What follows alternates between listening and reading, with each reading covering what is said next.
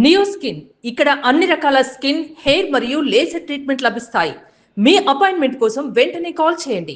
నమస్తే, నేను Keshav. Welcome to Suman TV. Iran యుద్ధం ఇక ముగిసిపోయినట్టేనా? ప్రశాంత వాతావరణం పశ్చిమాసియాలో నెలకొంటుందా?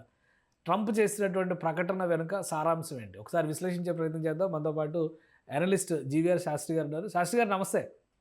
ఇంకా అంతా ప్రశాంత వాతావరణం అనుకోవచ్చా? ఈ 5 రోజులు బ్రేక్ కేవలం ఒక ఇంటర్వల్ లాంటిదా?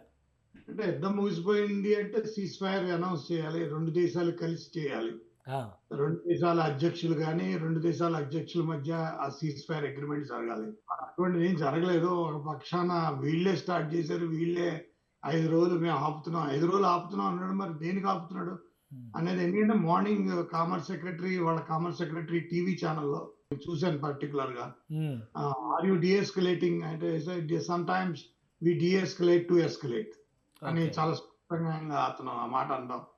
అతను రావడం. సో వాళ్ళకి ఏంటంటే certain logistics problems are there for US. Maybe assessment వాళ్ళు అనుకున్న అసెస్మెంట్ కి ఆ మొబిలైజేషన్ ఆఫ్ ఫండ్స్ ని, ఆఫ్ ఫోర్సెస్ ని చేసుకోలేకపోవచ్చు. ఇంకోటి ఏంటంటే మాకు తెలిసిన ఇన్ఫర్మేషన్ ఏంటంటే కొంతమంది రాజ్యాల్లో ఈ కింగ్స్ మేము మూవ్ అయిపోతాం, మేము ఈ దేశాల నుంచి మూవ్ అవుతాం, మాకు సేఫ్ పాసేజ్ ఇవ్వండి అని అడిగారని. ఆ సేఫ్ పాసేజ్ కి 5 days టైం అడిగారని. దానికి అమెరికా 5 days ఒప్పుకుందని. కానీ ఇరాన్ ఒప్పుకుందా అంటే అది that is a doubtful thing unless until Iran నుంచి వచ్చిన స్టేట్మెంట్స్ ఏంటంటే మేమేం నమ్మం.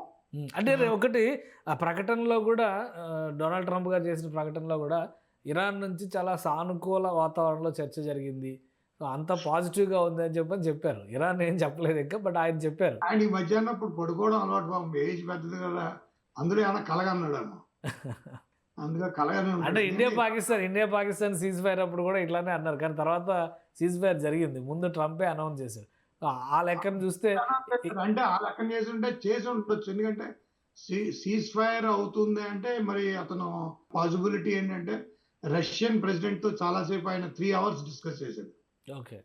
సో రష్యన్ ప్రెసిడెంట్ తో 3 hours, ఇవాళ మార్నింగ్ 3 hours డిస్కస్ చేశాడు ఆయన. సో 3 hours డిస్కషన్ లో రష్యన్ ప్రెసిడెంట్ ఏమైనా అష్యూరెన్స్ ఇవ్వచ్చు, మీరు 5 days గ్యాప్ ఇవ్వండి, నేను టాక్ టు దెమ్ అని అడిగి ఉండొచ్చు. మేబీ రష్యన్ ప్రెసిడెంట్ గేమ్ అవ్వచ్చు, మేబీ అమెరికన్ గేమ్ అవ్వచ్చు, ఎవరికి ఏమైనా అవ్వచ్చు. బట్ ఈ ప్రెసెంట్ 5 days అయితే మాత్రం వార్ అవుతుందని అనుకోవాలి. ఇరాన్ ఏ రకంగా స్పందిస్తుంది అనేది చూడవలసిన విషయం. ఇరాన్ దగ్గర ఎందుకంటే ఇరాన్ ఇజ్రాయెల్ మీద వాడింది. కానీ ఇందులో 2 విషయాలు, ఒకటి గమనించవలసిన విషయాలు ఏంటంటే అమెరికా తాను F-35 పోగొట్టుకోవడం, తద్వారా వాళ్ళ డిఫెన్స్ రంగాన్ని హీన స్థితికి తీసుకెళ్లిపోయారు. F-35 F-16 పడిపోవడం ద్వారా వాళ్ళ డిఫెన్స్ రంగం.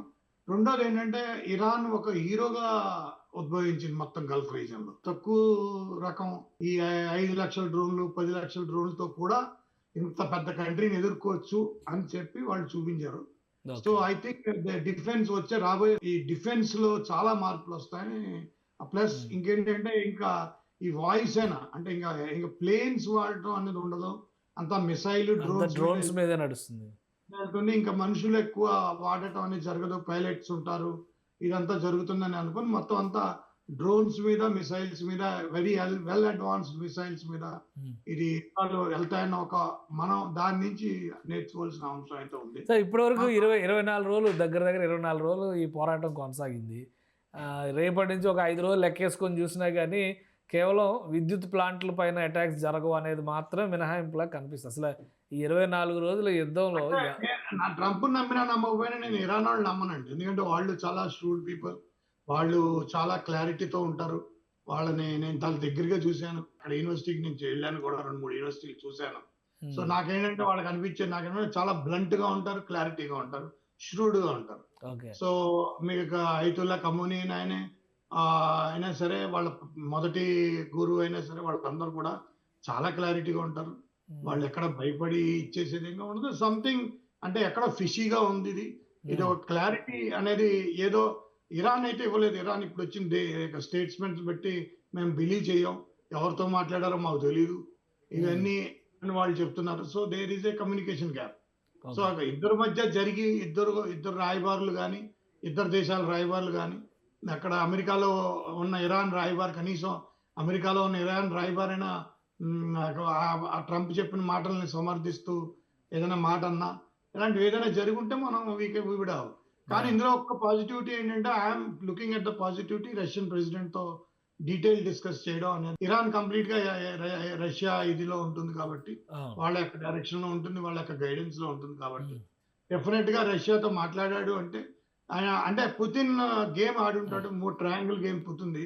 అతనిది ఏంటంటే యుక్రెయిన్ యుక్రెయిన్ మొత్తాన్ని రష్యాలో కలపాలని, అదేవిధంగా రష్యా మీద ఆంక్షలన్నీ ఎత్తేయాలని, ఇరాన్ మీద ఆంక్షలన్నీ ఎత్తేయాలని, ఇరాన్‌కి $500 బిలియన్ ప్యాకేజ్ ఇవ్వాలని ఇవన్నీ రకరకాలు అడుగుతున్నారు. సో వాటికి అందరూ మరి ఏమైనా సహకరించాడో, ఏమైనా మాట్లాడాడో, ఏదో సంథింగ్ మూవ్ అయిందా అనేది కూడా ఆ రకంగా కూడా చూడవలసి ఉంటుంది. సో ఈ 5 డే బ్రేక్ వలన ఎకానమీ మీద కానీ ఇప్పటివరకు క్రూడ్ ఆయిల్ ధరలు వీటన్నిటి మీద చాలా టెన్షన్ పడుతున్నాయి అన్ని దేశాలు, ముఖ్యంగా గల్ఫ్ దేశాలకి రిలీఫ్ వచ్చేటువంటి బ్రేక్గా దీన్ని మనం చూడొచ్చా? చూడొచ్చు. ఎందుకంటే మరి స్ట్రైట్ ఆఫ్ హార్మోస్ వాళ్ళు ఓపెన్ చేస్తారా? ఈ 5 రోజులకి వాళ్ళు ఓపెన్ చేస్తారా? ఓపెన్ చేస్తే అన్నిటికంటే ముఖ్యం మనమే ఇబ్బంది అయి పడిపోయాం. మన గ్యాస్ పడ్డాం, మన ప్రజలు పడిపోతున్నారు.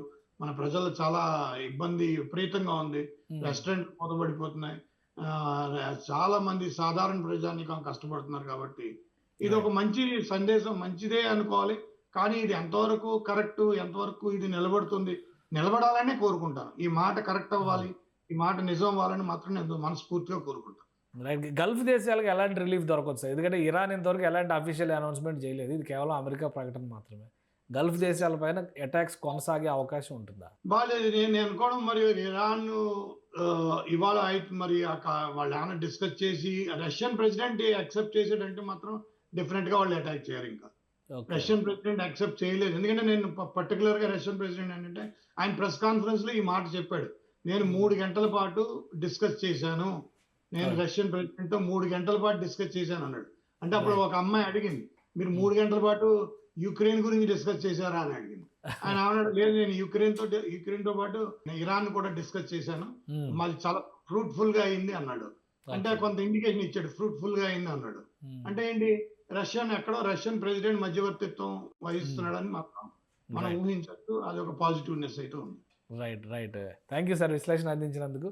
ఇరాన్ పశ్చిమాసియాలో శాంతి నెలకొండే దిశగా మధ్యవర్తిత్వం వహించడానికి రష్యా కీలక పాత్ర పోషించే అవకాశం ఉందని శాస్త్రి గారు విశ్లేషిస్తున్నారు. ముఖ్యంగా అమెరికా చేసినటువంటి ప్రకటన ఏకపక్ష ప్రకటనగానే చూడాలి. ఇరాన్ ఇంతవరకు అధికారికంగా ఎలాంటి ప్రకటన చేయలేదు కాబట్టి ఎంతవరకు శాంతి నెలకొంటుంది అనేది సందేహాస్పదమే. కాకపోతే ఇరాన్ ఇచ్చినటువంటి ప్రతిఘటన మాత్రం ఖచ్చితంగా గల్ఫ్ దేశాల్లో ఇరాన్ని హీరోని చేశాయని చెప్పి ఆయన విశ్లేషిస్తున్నారు. ఇది స్పెషల్ డిస్కషన్. Keep watching.